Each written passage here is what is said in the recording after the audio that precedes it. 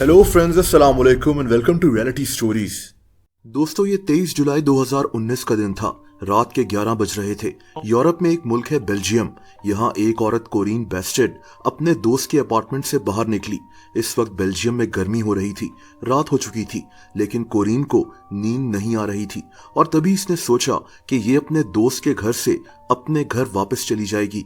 इसका घर 36 किलोमीटर दूर एक वांजे नाम के टाउन में था। कोरीन ने मोटरवे पर अपनी गाड़ी पहुंचाई और ये ड्राइव करना शुरू हो गई। लेकिन दोस्तों, आगे जो कुछ हुआ वो जानकर आपको हैरत जरूर होगी। कोरीन के 3 बेटे इसका घर में इंतजार कर रहे थे। इस औरत की डिवोर्स हो चुकी थी। ये औरत जल्द से जल्द अपने घर पहुंचना चाहती थी, लेकिन दोस्तों अचानक इसकी गाड़ी बेकाबू हो गई। कोरीन ने गाड़ी को कंट्रोल करने की बहुत कोशिश की, लेकिन गाड़ी की ब्रेक्स काम नहीं कर रही थी और अचानक इसकी गाड़ी किसी चीज से टकराकर हवा में उड़ती हुई एक गहराई में गिर गई। कोरीन खुशकिस्मत थी कि इसकी जान बच गई, लेकिन इसकी गाड़ी उल्टी हो चुकी थी और ये अपनी गाड़ी की छत के नीचे पड़ी हुई थी।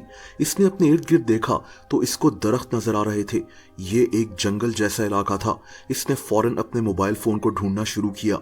इसका मोबाइल फोन सामने ही पड़ा हुआ था, लेकिन दोस्तों तब कोरीन को एहसास हुआ कि इसके साथ हुआ क्या है।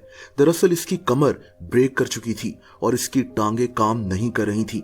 कोरीन को लग रहा था जैसे इसकी बॉडी पैरालाइज हो चुकी है। यहाँ तक कि ये कोशिश कर रही थी कि अपने मोबाइल फोन तक पहुंचे जो सामने ही पड़ा हुआ था, लेकिन ये अपना मोबाइल भी उठा नहीं सक रही थी।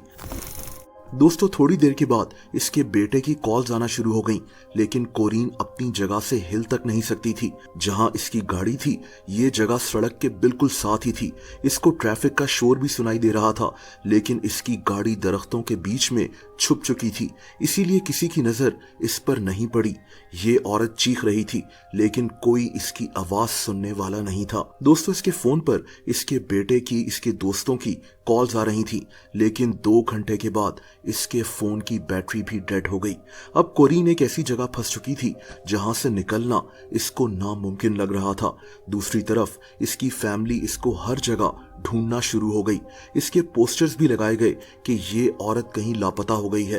दोस्तों एक दिन गुजर गया और अब कोरीन का भूख और प्यास से बुरा हाल हो रहा था, लेकिन इसकी जिंदगी अभी लिखी हुई थी। दरअसल इसका मुंह गाड़ी की टूटी हुई विंडो के साथ ही था और ये अपना मुंह बाहर निकाल सकती थी। दोस्तों आप इसकी किस्मत देखें कि उस वक्त बेल्जियम में बारिशें हो रही थी और उसी वक्त बारिश शुरू हो गई। कोरीन बारिश का पानी पीना शुरू हो गई। अगर बारिश ना होती तो ये औरत शायद प्यास से ही मर जाती। इसके पास इसकी जेब में एक गम का पैकेट था। जिंदा रहने के लिए कोरीन के पास बस बारिश का पानी और यही गम थी। बारिश भी जब जब हो उस वक्त ये पानी पी सकती थी। दोस्तों इस दौरान कोरीन के मोबाइल की आखिरी लोकेशन को ट्रेस कर लिया गया था और पुलिस इसको इसी इलाके में ढूंढ रही थी, लेकिन कोरीन की मुश्किलात अभी खत्म नहीं हुई थी। अगले 6 दिन तक ये औरत इसी तरह गाड़ी में फंसी रही और बारिश का पानी पीकर और गम्स के साथ जिंदा रही।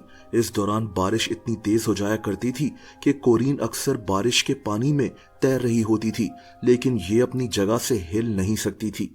इस दौरान कोरीन ने कुछ खाया भी नहीं था। गम खाना नहीं होता।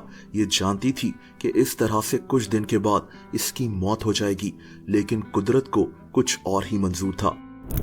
दोस्तों 6 दिन तक इस गाड़ी में फंसे रहने के बाद कोरीन को फाइनली ढूंढ लिया गया।